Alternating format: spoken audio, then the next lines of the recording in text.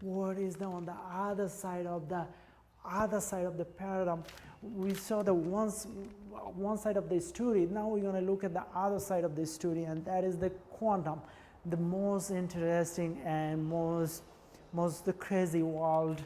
Why it is crazy? Because quantum mechanics itself is crazy. So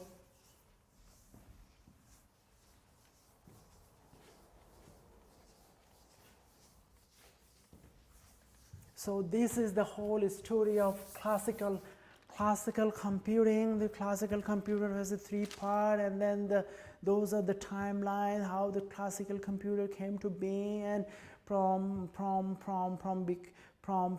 a computational machine that can solve only math problem to a household machine that can do whole bunch of things, to move to the quantum computer.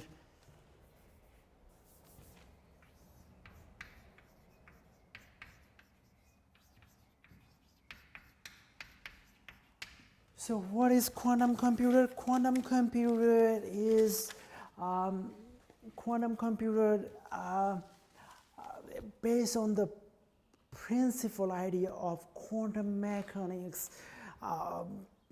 Principal idea of quantum mechanics chooses superposition, quantum entanglement, and use them to perform math operations on the data that we talked about earlier, the data computer receive from the user.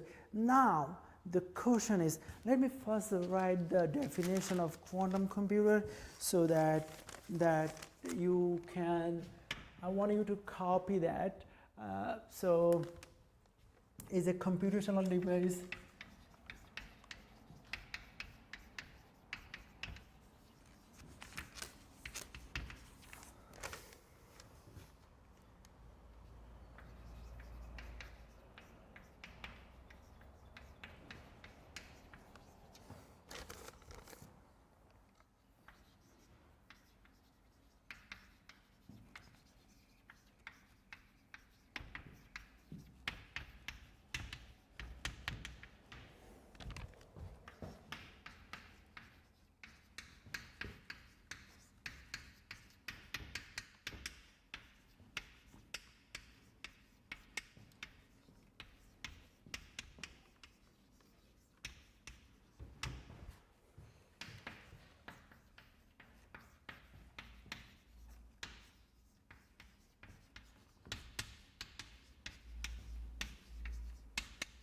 So the two big idea over here is, I found my pencil, I was looking for it.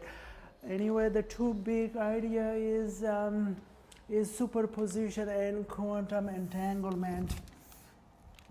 What and the operation on data. We understand data before. Data for classical computer is one thing, and data for quantum computer is a different thing. Data for classical computer is bit, is 0 and 1, but data for quantum computer is not bit, is qubit. You know, if you give the classical computer, you have a classical computer in front of you, you give it a data, you give it a information in the form of data, and classical computer decode the data in binary digits 0 and 1. But if you give the same info to the quantum computer, right, what would happen? Quantum computer would take that data not as a bit, as a qubit. So qubit is the most important idea here. That makes the difference between classical computer and quantum computer. Qubit simply means the quantum bit. We know that the classical bit behave nicely. They behave the way human behave. If you are here in this room, I'm here in this room. So I'm not anywhere. I'm not in London. I'm not in India. I'm not I'm not in Manhattan. I'm here in the Lemon College. So my position is here right now. There's the use of is bit. So you are either 1 or you are either 0. You are not on the both place. But quantum bit is a little bit crazy. It's saying that you are here, you are here, you are there, and you are everywhere. It says that any physical system, just as electron, can be here, can be here, can be there, can be everywhere. That means I'm here at the same time I'm in London, at the same time I'm in India, at the same time I'm maybe in some distant galaxy, Andromeda galaxy. The copy of mine is maybe not only here, many places else. That's the crazy idea of quantum mechanics that makes the big difference. Although they both are computer, they use data differently. That use data very simple, the way we understand 0 or 1. I'm here or I'm here. I'm not both places at the same time. But the quantum computer takes the data and encode and decoded it as if, I'm here, I'm also here, I'm there, I'm all places simultaneously. I'm here in New York, London, India, and distant galaxy like Andromeda simultaneously. That is superposition. That makes it crazy. That makes it unbelievably super powerful. So in the beginning I said the classical computer can perform operation in any kind of data. I was lying. It cannot perform operation in any kind of data. It can perform data that only small enough. This is a quantum computer. Quantum computer can now, the data can approach to infinity. So data can approach to infinity, and still you can do the operation, perform operation on this data using quantum computer, because quantum computer uses the super powerful quantum mechanics principle, superposition and quantum entanglement, to do the operation on this data as a qubit. So with this said, let's understand that crazy thing, qubit. We understood the bit. And now let's try to understand qubit. Let's first understand geometrically by plot sphere. This is a kind of a sphere.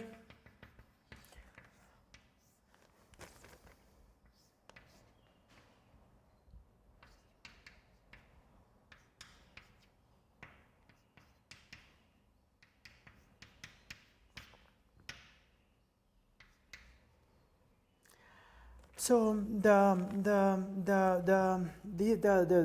theta over here is saying that the theta is direct notation that for theta,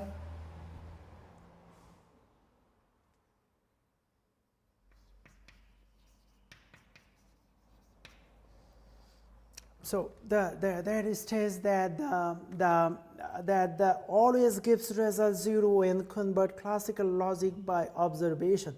So that's saying that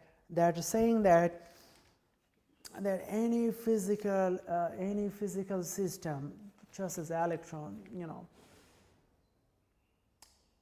the position of electron can be here at this point and can be there and can be there.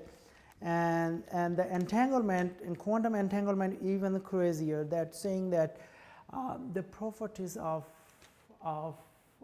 any physical system cannot calculate individually. It has to be calculated as a pair or as a group, because when you try to take the measure of independent particle, you will not be able to get the position and momentum of that particle. What is particle? Those of you are not sure what is particle, we can try to use some kind of analogy. When the arc welder, try to cut some kind of piece of iron, what he used the beam of light to cut that piece of iron. When he used the to cut the piece of iron, all those particles spark, the piece of iron unleash all those particles, and they spark toward the arc welders and try to hit his face. So he has some kind of protection, some kind of glass that covers his face. So those are the particles. Those are the particles. If you take one particle, try to measure it, you cannot. You have to take at least two particles, all particle as a group, to measure that. But now the sphere, that the idea said that the when you take two pair, for example, you take particle A and particle B, and you say you measure the particle A, and you see that it is spinning clockwise.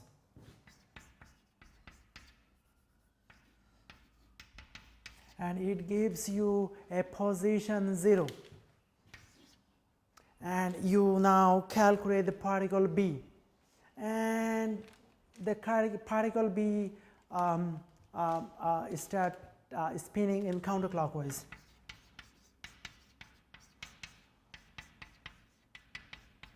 And gives you position 1.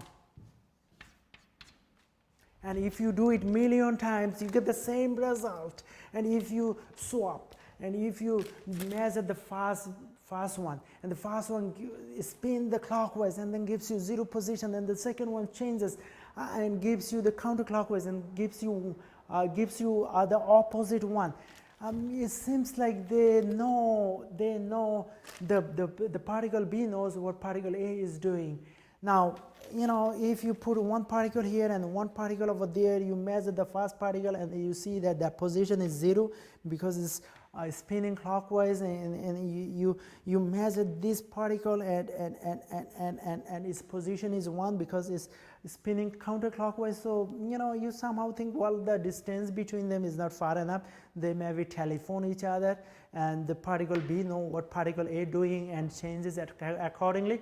So what do? You are very clever. You keep one particle here and send other particle to the Andromeda galaxy, or maybe other corner of the universe, and now you try to measure their behavior. So you get the same result. You get the same result no matter how distant they are. You always get the opposite result. So it seems like one particle knows what other particle doing and change his behavior accordingly. That bothered Einstein. He called it spooky action at distance. He said, well, I don't know why it works, but it is working. So that's why he called it spooky action at distance. Einstein didn't understand that. That's why he said, God do not play with the dice, and that led you Niels Bohr to say, don't tell God what to do. So that's the using of this entanglement, that's crazy business that even Einstein had a hard time to understand. We are using we are harnessing that principle of quantum mechanics, the superposition and quantum entanglement, and using it in the computer is a big huge step, moving from classical to quantum, so that we can do operation on big, large data. So to invent the cure for cancer, to find some distant galaxy, to find some kind of Earth-like planet over there, so that once we have to leave Earth, we can go there. So let's try to derive some kind of the qubit table, just like we did for the classical computer.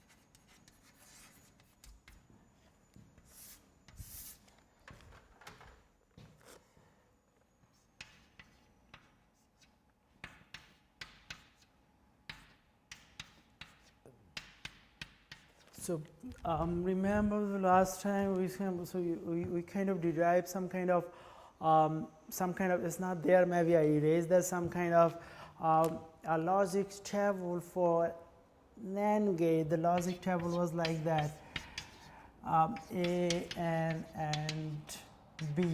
So for the logic table that gives us that 1 1 1 and 0. So now we're going to derive same kind of well, not same, but also a logic table for qubit. This is the qubit. This is for quantum computer. That was for classical computer. So let's see how that would look like. That would look like psi control.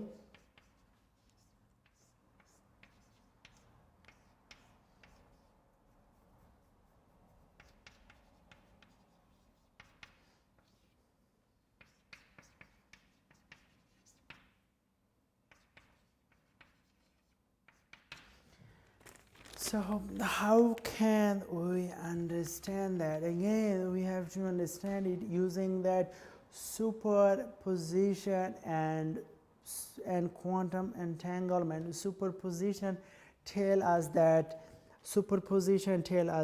any physical system, for example electron, that can be at 0, that can be at position 0, position 1, or at both simultaneously, 0 and 1 at the same time. So this is different than the classical. This is a qubit. This is different than, by the way, 0 and 1.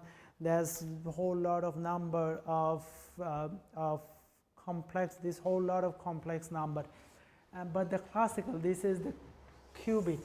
But classical bit is just said position 0 or position is 1.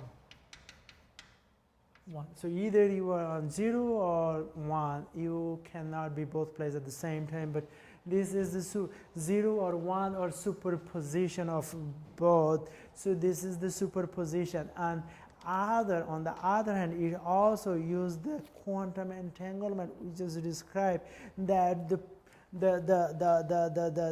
properties of a system you cannot measure individually. If you want to measure individually, you do not get the whole.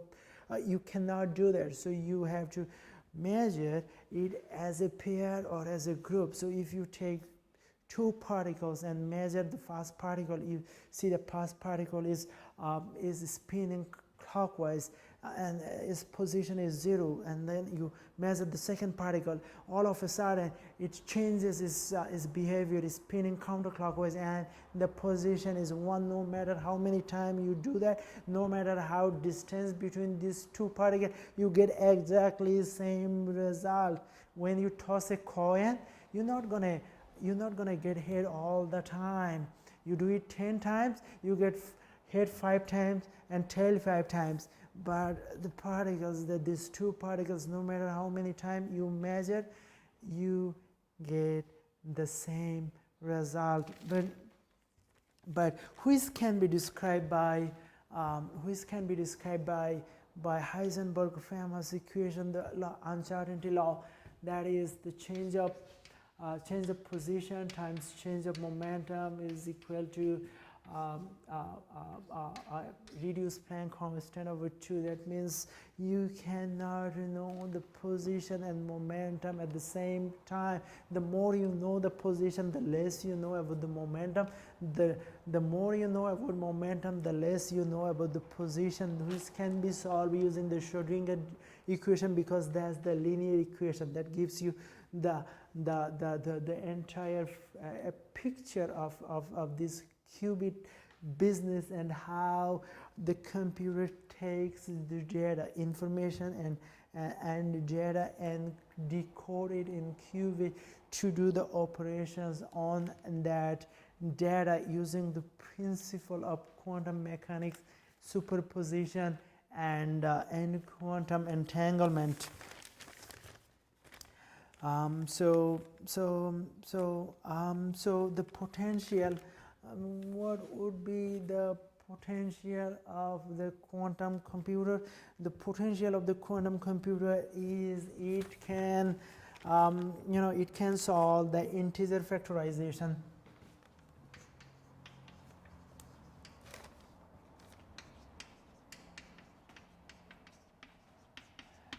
Remember the classical computer, go back all the way to Charles Babbage, the guy who first invented the classical computer, mechanical computer, to solve the math problem, particularly differential calculus. Now that is good for solving those kind of differential equation, but quantum computer can solve the integer factorization. Those some of you may think what the factorization, integer factorization has to do with anything, any big next thing. Well, there is a relation. You see, there was a relation between solving the differential equation to using computer sending the robot to the distant galaxy. Now that when the quantum computer will be able to solve those integer factorization, they will be able to solve any big or small problem.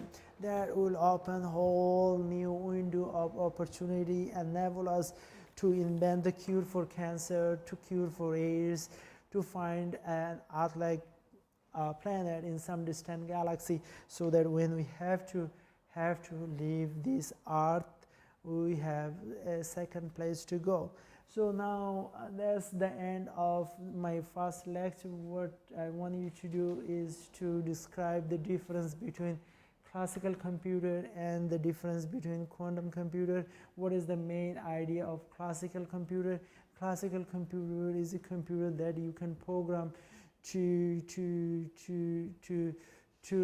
so that it can perform operation on the data using is control unit, which has two parts, the arithmetic and logical. On the other hand, quantum mechanics is just harnessing the main idea of quantum mechanics, main idea of physics, and importing it to invent the quantum computer. And most importantly, I want you to do that. Your paper should be focused on the people who involved with inventing the new technology, the quantum computer. I forgot to mention about the D-Wave, Canada-based a company that trying hard to invent a quantum computer. One of Professor Garanin told me that D-Wave has like 200 employees, and all of them has a PhD. PhD in what? PhD not in computer science. They all have PhD in physics. So I asked him, well, you said they have 200 employees and all of them has PhD in physics. So the cleaning lady who do the cleaning over there, she also has the PhD in physics. And Professor Garanin said yes, she also has a PhD in physics. I don't know, you guys verify that information.